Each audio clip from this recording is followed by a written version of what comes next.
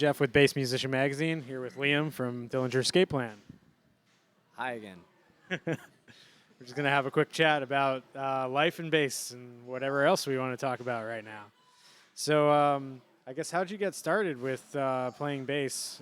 Was there any particular huge inspiration or somebody specific that you saw and you were like, I got to do this? It was a combination of things. In terms of bass players, it wasn't like this, it wasn't like Flea or Jocko. It was this dude that was the kind of like mentor on this outward bound type thing I went on when I was a kid. I was like 11 years old. I went to backpack in the woods for a couple weeks, and the guy who was kind of taking our little group around was older and a musician, and we talked about music a lot. And I was like, yeah, I'm into this. I'm into Faith No More. I'm into Primus. I kind of want to play drums. And he was like, oh, those bands all have great drummers, but they all have great bass players. I'm a bass player. I'm really into those bands too. And I sort of simultaneously, it was kind of an idolization of this dude of oh, okay, maybe I want to play bass. And just this whole other side of it where my parents are divorced. I can't bring a drum set back and forth all the time. Maybe a bass is more portable. I started listening to music in a different way and was like, yeah, maybe it is the bass players. I kind of looked at the Fleas compared to the Chad Smiths and was kind of like, yeah, maybe I relate more to the Flea kind of character in all of this. So you really wanted to do something with music. Weren't set on what yet. I was really moved by music, grew up on MTV. My mom, there was always music around. But it wasn't like jazz. It was my mom was into party music, like Erasure and Pet Shop Boys and early Madonna, and my dad was into some classic rock and listened to it, but it was more like classic rock on the radio when we were driving and not a lot of music at home. I don't really know where I got the musical bug, but I think again it was almost I think again MTV played such a part of it where I saw let's say the Paradise City video. And it was as much about the lifestyle of it all. It was I want to be a bass player, but it was also I want to be in a band and I want to be on stage and I want to be on tour and I want to do this. It was it wasn't I want to be a studio guy or something like that. I had different direction right from the start. It was I want to travel. I want to be on stage and see the world, make music, have fun, rock out. Kind of be a pirate. It was some of that middle finger to everything. Ness of it all, I totally can relate. It's who wouldn't want to? That looks like fun. That just seemed like the most direct ticket there. I was always into art. I just didn't see that as being direct enough or something. I don't know. Well, I mean, it's like any type of art. I think there's for me, I like all types of art, but nothing touches me provocatively in the way that that music does. Yeah. Yeah. But nothing's ever gonna really get to my soul that directly. Music, not unlike film too, it kind of encompasses all of it. So if you're into music, you can still find a way to make your painting a part of it. Or you can find a way to make, for me, woodworking or some way. I don't know, maybe I can make instruments and be a musician and find a different way of expressing it. It just kind of touches everything in that provocative way that you so eloquently mentioned. Do you supplement your musical art with any other types of art? Yeah. I when I'm at home, I work at a wood shop occasionally. I went to school for woodworking and dropped out to do Dillinger. So I have a background in furniture, and I've always liked to draw and everything. It's all kind of really contracted since being in Dillinger. This just sucks up so much of my time. And I think when I was a teenager trying to figure out where to put my eggs, I always felt more like a musician, but just kind of did art because I didn't want to I was always afraid of going to school for music because I had a cousin who put some bug in my ear at a young age about he went to Berkeley and dropped out and went to the Marines a year later. And it was just such a weird thing. And I just kind of also felt again, it was like I was trying to be in bands. It wasn't necessarily like I wanted to be the greatest musician of all time and needing to go to Berkeley for that.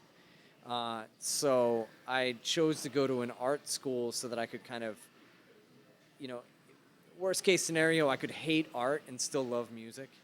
And, um, and then it just kind of all happened. And, now I'm doing music instead. And it just seems like now I get to focus on what I think deep down I always really wanted to focus on. And the art is just kind of, it's more just like I'm a critic of things in an artistic way. I get to be like, 3 years of art school, it's like you learn how to critique things almost to an incising degree, which is good and bad, in all of this. Because, again, music, it's like there's so much aesthetic that goes along with it. It's like once you record the music, then you have to go and perform it, and that comes with a whole other, library of issues, so. It can also end up that you end up presenting that music differently live than you did on the record, and that makes it a whole different animal. Yeah, I guess in some sense you hope to. There are certain acts that I want to see be at least album perfect. There's other things that I'm a little bit more. I let the attitude kind of speak more. I think Dillinger is kind of, again, a little bit like I don't want to say high energy, low accuracy, but I think energy over accuracy in some sense. Without a doubt. I can't even begin to think of another band where I'd go see you and go, wow, that's the most energy I'd ever seen on stage. Like it is all about the energy, and while you say it's over accuracy, I don't think it's in spite of it. Like there's definitely seems to be attention on all angles from you guys. It's really great. I think in a lot, when I'm in the studio, it's more like accuracy, or I want to put an attitude into it. Whereas live, I think it just becomes you prioritize differently. If it's a matter of me interacting with somebody in the crowd and like grabbing them and missing notes because I'm not playing, I think like delivering an espresso of energy to that one kid is like worth sacrificing those couple notes that the rest of the room might have missed. It's definitely made like my opinion of you guys, and it's just my opinion, but you guys are a live band. You're the band to go see. Like that's what you do. You go see Dillinger. Your music is fantastic, and listening to your albums is like an experience in of itself. But the whole experience is seeing you guys live. This other feeling, You can't. It's not possible to capture that remarkable energy that you guys have when you're on stage on a CD. Yeah, of course. Or and in some cases, or on film, or Exactly. You have to be there. That's it. Yeah. Go see Dillinger. Now. Sail now. Yeah, for sure. Let me see. So how this is day 2 of your tour. How was day 1? Day 1 was a good day 1. I kind of, I don't beat myself up or congratulate myself too much on day 1, either which way. Like, if it was a great show, it's kind of like, okay, that was just a fluke. If it was terrible, it was kind of like, all right, day 1, the rust shaker. But I thought last night was good. We had 4 new songs in the set, which is always kind of, no matter how much you rehearse it, you're still gonna like anticipate a little bit. These songs aren't necessarily easy. And even the ones that I consider easy are hard because they're simple. When we have something that goes for more than 4 bars, I start to feel like, is this going on for too long? And it's like, no, this is just that kind of song. Or, is this, and again, not to say that everything's similar, but a lot of it has after 5 records, things have a sound. And you start to be like, wait, does this one start this way or this way? That kind of stuff. When you're in the moment and have a moment to second guess yourself, you almost inevitably will. Anyway, the short answer is it was a great first show. Baltimore set it off. It was great, like interacting with the bands that we're playing with. Yeah. So you were saying you were excited about Bent Knee being on the road with you guys. How'd you find out about them? I think there's I think everybody has that one or 2 friends that are just like insatiable about music and will always just feed stuff to you. And I just got a text one day, just kind of a link to a Bandcamp page. I clicked it. I listened to a couple songs. I was like, "Whoa, this is rad," you know. And it was Bent Knee, and I just started inquiring more. And he was like, "Yeah, I saw him at a house show in Philly last night. Just haven't seen anything quite like that in a while, or if ever." And that was really cool. And I feel like you would like it. So that was the short version. And then I guess over time they've played, and I've always missed them or been out of town or like couldn't make it to the show. So selfishly, I asked them to come on tour so that I can see them. You know? Awesome. It's like Hey. if I'm always going to be away whenever they're playing, then I'm just going to make sure that at least 10 times I get to see them.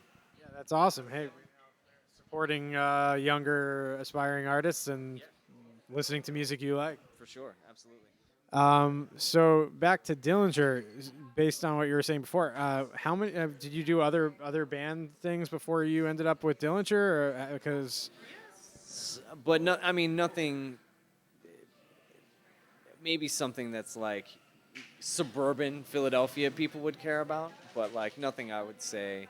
I mean, actually, there was one Starkweather. I played with them. They were kind of like an early influence of mine, and just through a strange twist of events and mutual friends, they asked me to play with them for a little bit back in 2000 something, early 2000. So, but that was really at the same time the Dillinger thing was happening. It was almost like simultaneous for a little while. But it wasn't like, you know, I got into, you know, the same friend that I was saying introduced me to Bent Knee, was actually asked to play bass in Dillinger, and then he kind of fed the offer to me. He's mostly a guitar player and was like, "Hey, I think this gig is more your speed." So what speed is that? Go. yeah, just full speed. No, I think just kind of, you know, I think we both respected and liked the band when we first heard it, but I think he knew that I was, again, like I was a bass player already. He played guitar, had played bass on some things, but was like, I don't know if I could do bass live, or just kind of, I feel like, you know, this is more, I don't even know. I'm not sure why he gave me the gig, but I thank him every time I see him. Yeah, man. I mean, this is an awesome gig. This is like a crazy experience to be a part of for sure. It's touched pretty much every aspect of my life in some really significant way. Again, Yeah. I'm getting, you know, we've kind of announced this breakup business, and yeah, I can't help but get really sentimental and take inventory on all the like really rad things that this has brought into my life. So, yeah. I mean, it had to have been an amazing experience to play all these places, see all these places, meet all these people, and make all this great music. Yeah, I mean, You, just all of it. You know, just the relationship I have with these five guys. You know, especially you know Ben and Greg, who I've been with forever. It seems like. You know, like I met my wife on tour. We have a kid. It's like so much of my fortune is, you know, because of all of this. So yeah, it's just, and again, yeah, I love to travel. I love meeting new people and like just kind of digging in. So yeah, this has been. I don't intend to stop, but yes, for, you know, if this thing is coming to the end of the line, then so be it.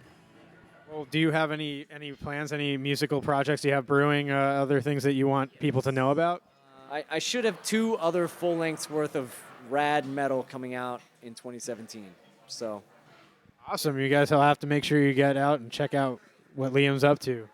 For now, make sure you go see Dillinger. Do it now. Anyway, I'm Jeff with Bass Musician. We're here with Liam. Thanks for talking to us. I really appreciate it. Thank you all.